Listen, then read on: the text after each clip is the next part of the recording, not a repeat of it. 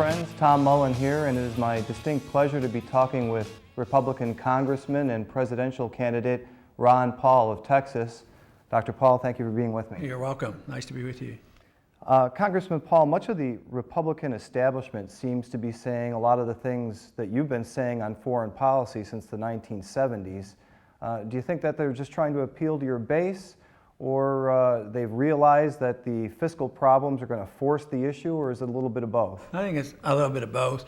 It's not so much that they think, well, how do we appeal to Ron Paul's base, as much as the base of the Republican Party is sort of changing their opinion, and they're less anxious to go to all these wars. So it's a good thing that's happening. It's not based on real principle, but it's the principle the people are sending a message to Congress, and this is good.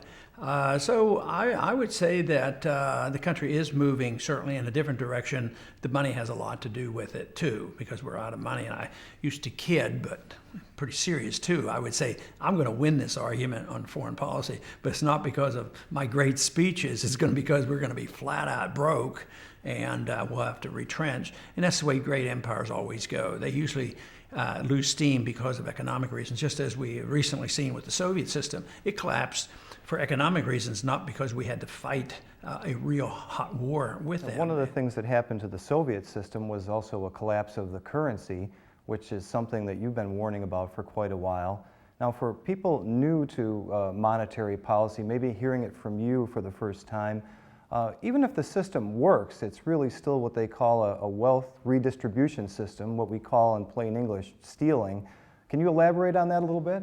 Yes, there was a study done by an individual not too many years ago, and the claim of his results was that essentially every war is fought by inflation. Inflation means the creation of new money. In the old days, they clipped coins or diluted the metal, and today we call it printing press money, but it's not even printing, it's just getting money out of a computer. But any of these techniques will devalue the currency, depreciate the currency, the dollar buys less, because people generally don't like to pay for what wars really cost. Now, even during peacetime, if the Federal Reserve does exactly what they say they're supposed to do, which is create full employment, the only way that they can do that, of course, is by getting that purchasing power from somebody else as well. Isn't that right? Yeah, it's theft. When you redistribute wealth, I think a lot of us believe that government is participating in the theft. But the theft through inflation is more seductive, and it's evil. And the founders didn't like it. Matter of fact, they said if you counterfeit the money or debase the currency, the penalty will be death. That's how strongly they felt about it. So the debasement of currency is theft. It takes money from one person, delivers it to another. The Austrian economists have always said that if you destroy the currency, you destroy the middle class. But if you have a healthy, vibrant economy, there's a lot more wealth and it's more fairly distributed, but you still have the rich and you still have the poor. But if you want maximum amount of wealth and the best distribution, you go with the free market and a strong middle class. On the subject of safety nets, Ann Coulter recently wrote a piece in which she stated that you're only interested in cutting military spending and fighting government domestic policy on marriage or drugs. And I'm quoting her article here. She says, Paul can't even scratch Social Security and Medicare off that list by taking the libertarian position that there should be no Social Security or Medicare, because he also said during the debate, and now she's quoting you, we don't want to cut any of the medical benefits for children or the elderly because we have drawn so many in and got them so dependent on the government. Now, I thought I heard you say that you wanted to let young people opt out of Social Security and Medicare. So can you clarify that? She can't comprehend that because she's a war person. So if you're spending $1 trillion operating an empire around the world and they don't want to cut it, then they don't see any way they can bring this together.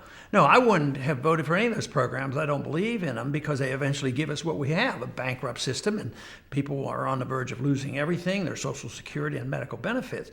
But that doesn't mean I'm not willing to work for a transition program.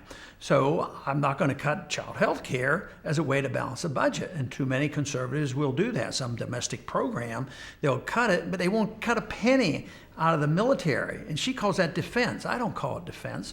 I call it that that thing called militarism and the military-industrial complex, of which Eisenhower warned us about. You know, it's military Keynesianism, so they spend this money and they won't cut anything. To clarify your plan, you would let the young people opt out, and the money that they would be paying in would be replaced by the money we save overseas. And it would be tough. It wouldn't be, you could save hundreds of billions from the military funding, but it probably still wouldn't be enough. But why couldn't we get the conservatives who are always complaining, why couldn't we get rid of the Department of Education, get rid of the Department of Energy, get rid of the Department of Commerce, get rid of most of what's in Homeland Security, get rid of the TSA. I mean, we could save a lot of money, but you know, I just still would try to say that, you know, if you have an elderly person who doesn't have a family and they've been taught to be dependent, and even though they would have been taken care of in a free society like they did before 1965, churches took care of them and families took care of them and people weren't lying out in the street with no medical care. But we don't have that now. So I would work hard to try to take care of those people. And I think that if we did it in a calm, deliberate fashion, maybe we could work our way out of it. But yes, I would offer the young people a chance to opt out. People talk about opting out of Obamacare because it's atrocious, but what about opting out of the Republican prescription drug program and all the other programs? I think we should always have an option to get out, whether it's the medical care program or opting out of the public school system. Make sure we're always allowed to have private schools and always have homeschooling, but some people would like to stop that. They don't want any competition with government. Now, in another interview with Matt Lauer on the Today Show, he suggested that Americans are starting to like some of your ideas, and then he said that some of them they might consider as fringe or whatever he phrased that. It's that Constitution always getting in the way. Yeah. Those are the fringe ideas. Now, you responded that economic liberty, personal liberty, and the foreign policy are all one package, and it seems to me that you're just applying what Thomas Jefferson would say was the non-aggression principle, or the definition of liberty itself. Isn't that right? That is, and that's the moral principle. The legislative principle is really in the Constitution. The Constitution is far from perfect, but the abuse of it has been atrocious. So the Jeffersonians have sort of lost out, and the Hamiltonians have sort of taken over. And from the very beginning, they argued about that, whether it was central banking or debts and public expenditures. The argument started rather early on, and even the challenge to civil liberties, with the Sedition Act and others that Jefferson didn't like, but others put in.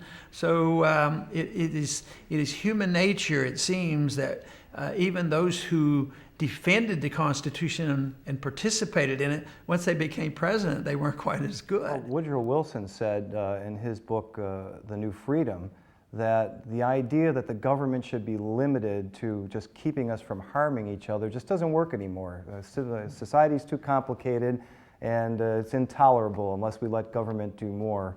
Do you think that maybe we've come to the end of that idea, and maybe the original one might be better? Oh, obviously it's a lot better, but his idea was it didn't seem to be working. Give in and let governments hurt each other. We're not supposed to each other, and the government's supposed to make sure we don't. But what he replaced it with was the idea that the government could hurt us, with the authoritarianism of an income tax, with a foreign policy that was making the world safe for democracy, with a Federal Reserve System that, took this license to deliberately and so-called legally debase the currency. So the government turned into be the one, instead of protecting us, they're the ones who are injuring us. You said for a long time that we're coming to some sort of crisis, whether it's a debt default or a currency collapse. I know you don't have a crystal ball on your desk here, but after all that's over, where do you see America going in the future? I think it's up for grabs. I know which way I want it to go, and I know why I'm involved. And I have some optimism because of the enthusiasm of young people and an age group between 15 and maybe even up to 25 or 30. That group will make all those decisions. But the whole thing depends on what they think of the role of government ought to be. The founders did not like the role of the British government. They knew they wanted to get rid of that.